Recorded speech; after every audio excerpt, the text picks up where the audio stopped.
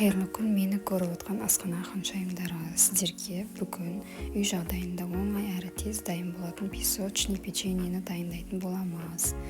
Алдымен 2 жұмыртқаны жарып алып, оған 100 грамм шекерді салып, екеуін жақсылап араластырамыз. Жанымда баламды 5-ке бөліп ұйықтатып отқан ғой, жөтеліп қалған еді. Соның арасында баламның дауыстары шығып жатыр. Артық дауысқа мән бермей-ақ қойыңыздар.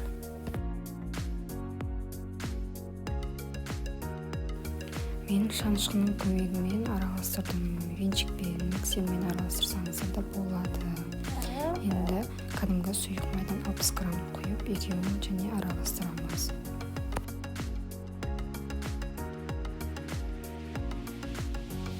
Сосын 200 грамм ұнға 1 чайный ложка разрыхителді салып араластырамыз. Мен онда 2 бөліп салдым.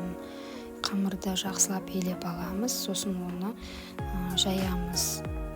Шілей жоға қылмай, орташа қалыңдықта жайып аламыз. Сосын үйлеріңізде печеньенің пішінін шығаратын қалып болса, сол қалыппен істесеңіздер әдемі шығады. Болмаса домалақ қылып бөліп алып, жайып істесеңіздер болады. Мен печеньенің қалыбымен әртүрлі пішінде бөлдім.